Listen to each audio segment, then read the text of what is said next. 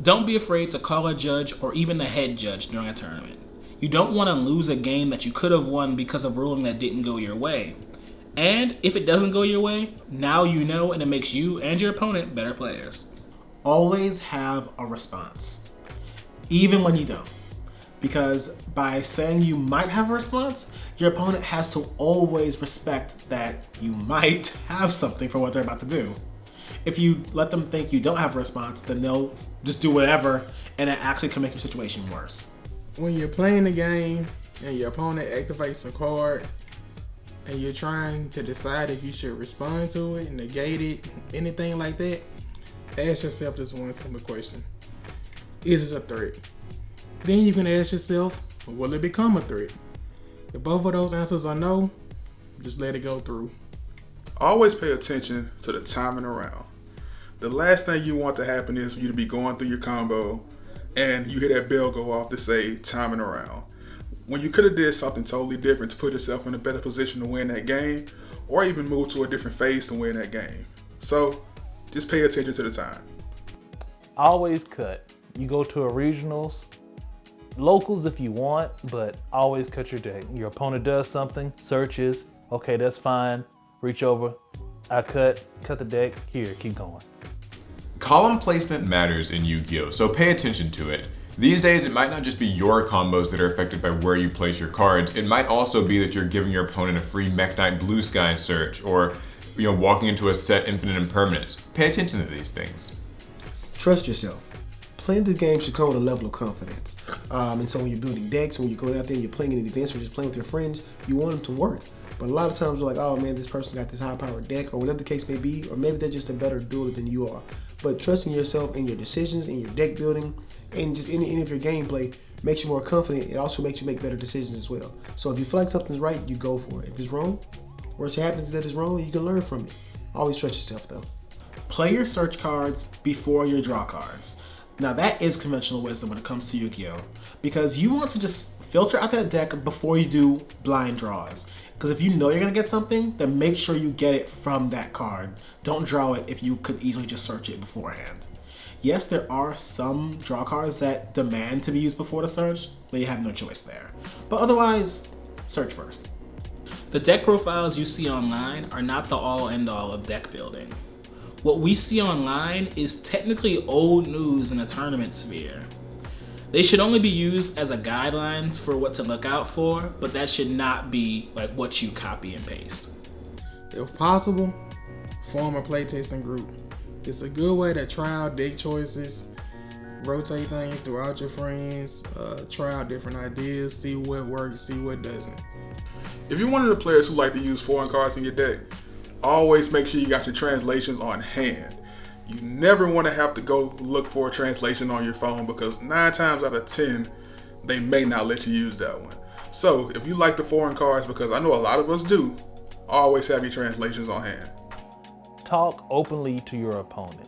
If you have a good back and forth, you're talking to them, they're talking to you, you know what they're doing, they know what you're doing. It helps provide a good pace of game flow. Also, it can deter cheating because most cheaters, they're not trying to talk to you. They don't want you knowing what they're doing. If you're talking to them, they're less likely to try to get over on you.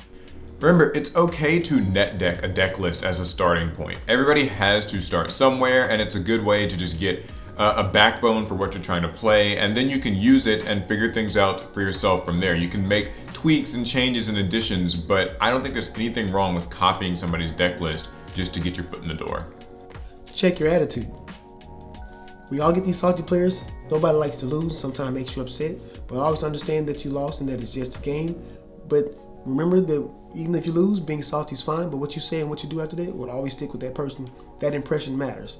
We're not saying that everybody has to go around smiling and being overly gleeful, but at the same time, this is a game amongst friends. It's a game among like minds, and you're much more likely to get better games with other people being positive than being negative.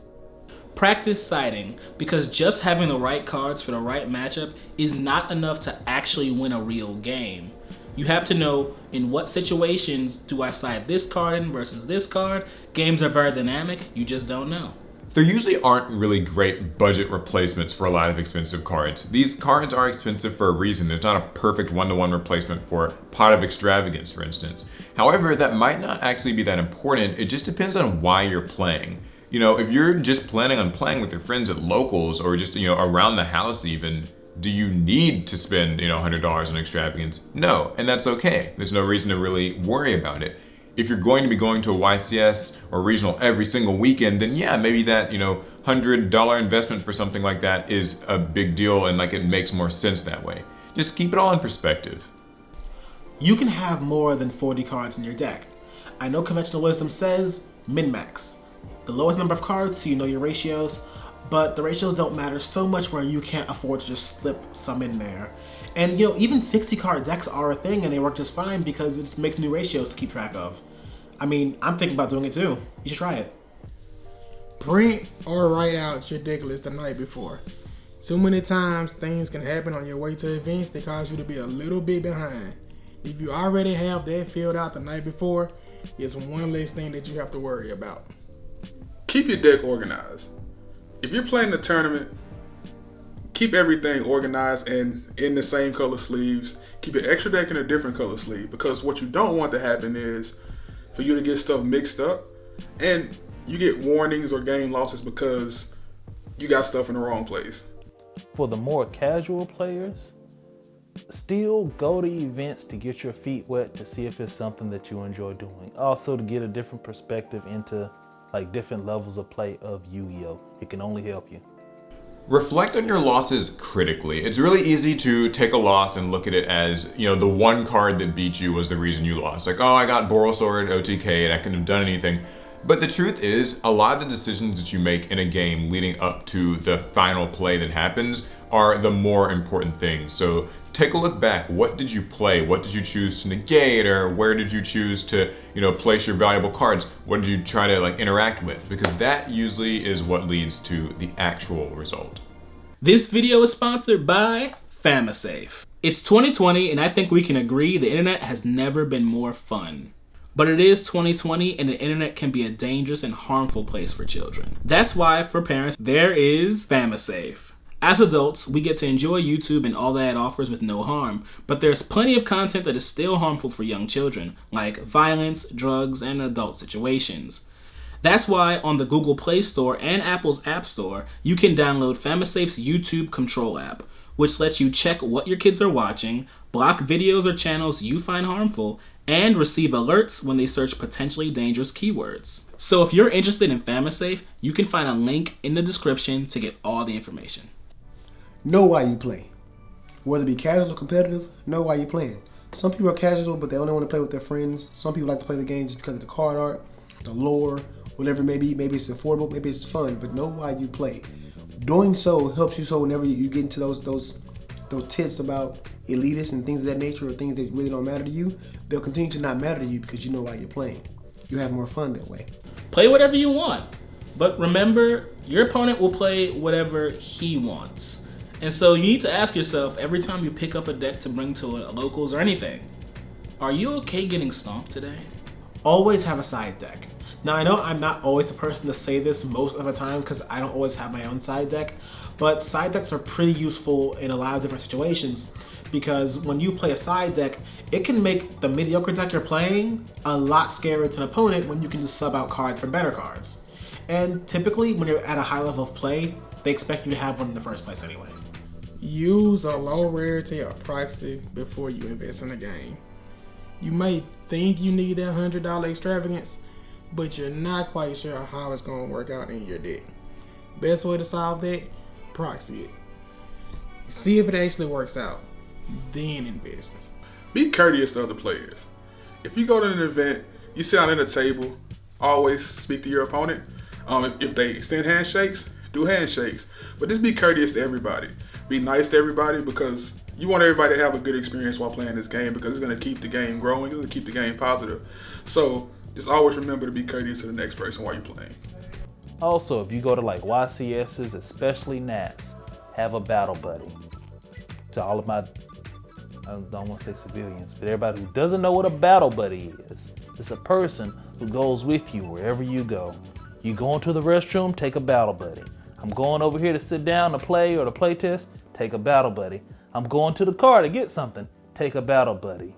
It's pure safety, also secures your stuff. You're watching their stuff, they're watching your stuff. Less chance something bad happens to you. So if you're competing in a lot of regionals and YCS events, it's important to build for specific events more so than, entire formats. Oftentimes, the tech cards and deck choices at a YCS on weekend 1 will not be the same as, a YCS or regional on weekend 2, because people take what happened in a previous week or previous event and they plan and adapt for that. So you always kind of have to be thinking 1 or 2 steps ahead so that you aren't just falling behind and playing a deck list that's outdated and ends up losing an entire event for you. Preparation. I always tell people about reading your cards and things of that nature. Knowing what your cards do and also knowing what your opponent's cards do is a big part of winning the game. Also, preparation isn't just about knowing what the cards do. Preparation is good rest, making sure that you have something that you've eaten. Hygiene is also part of that. When you smell good, you feel good, you think better as well. Scientific is proven, all right? So, yes, preparation is key. Make sure that you got your deck list, you got your dice, whatever it is. Sometimes you forget things, it happens. Double checking behind yourself. When you're playing, when you're heading to an event, and also after each round, I like to make sure I have all my cards, everything that I brought with me. Don't want to lose anything, don't want anything to get stolen. Always prepare. When you're in tournament, bring something to eat. Yu-Gi-Oh! Is a mentally and physically exhausting game. It can be like 7 rounds that will burn energy, and you do need it. Use your Yu-Gi-Oh cards as assets to get other Yu-Gi-Oh cards or Yu-Gi-Oh products.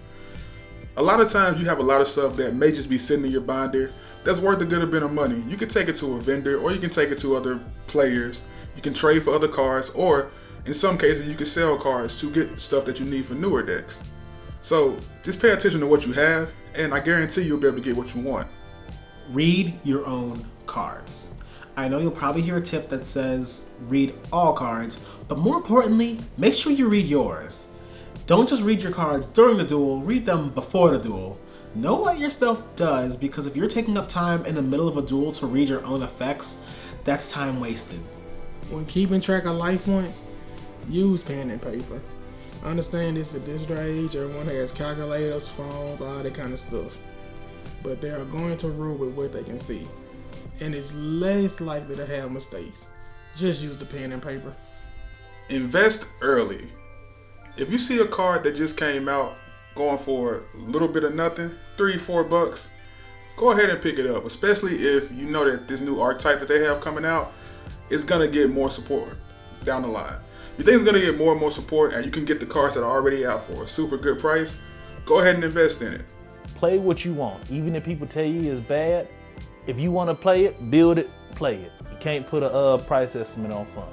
Experiment with some different formats of play. Tag dueling just recently came back in. We've got speed duels. You can even play something like GOAT format or Trinity format. All these different ways to play Yu-Gi-Oh! Can be a lot of fun because they give you a different perspective on the game, a different perspective on deck building. You might pick up a few different skills or even like appreciations for small facets of the game. So I always recommend doing it, especially if you're just bored with the current format.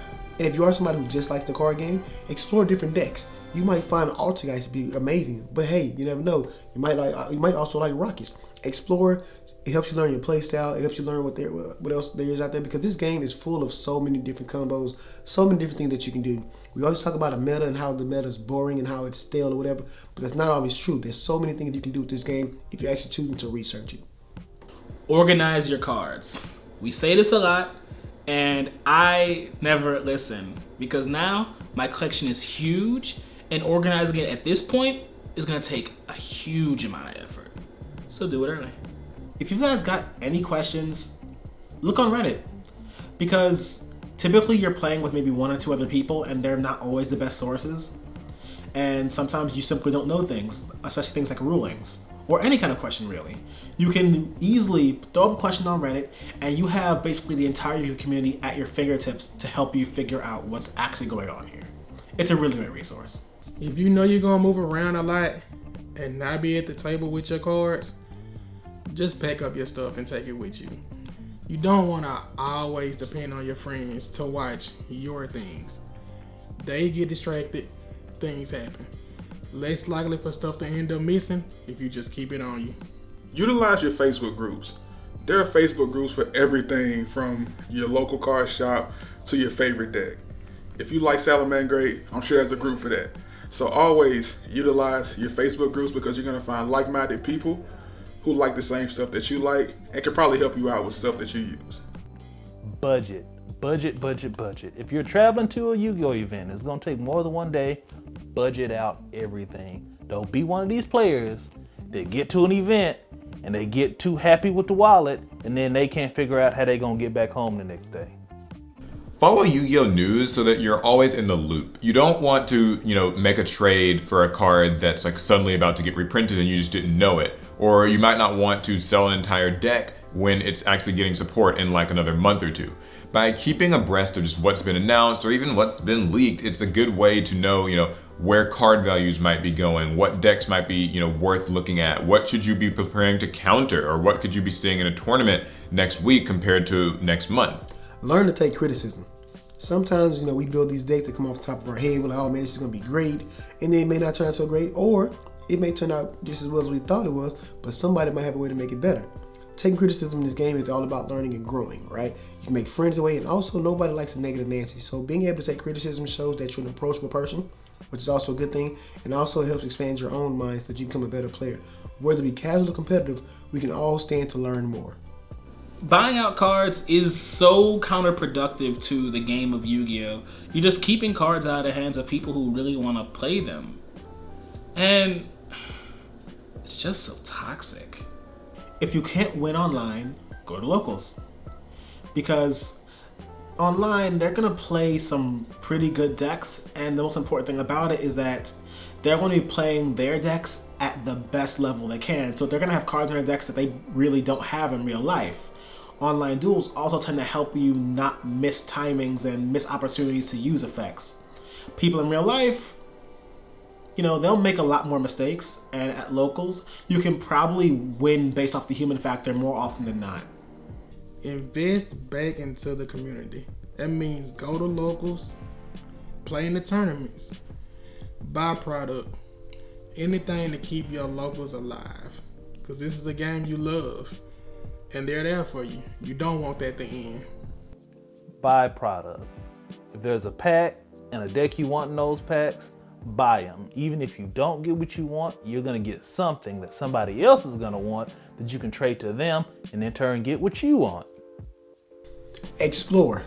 Explore the card game, explore the lore, explore the anime, explore everything about this game. Now, some people are only in the game for the card game. Like myself, I really don't watch the anime that much, but I do love the card lore itself. The story behind it is fantastic. And last but not least, subscribe to Team APS because we spend a lot of time putting this video together. So we hope you liked it. We hope that it was informative.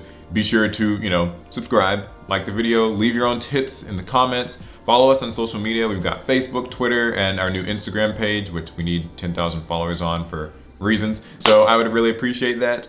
And we will see you guys in the next video. Pass turn.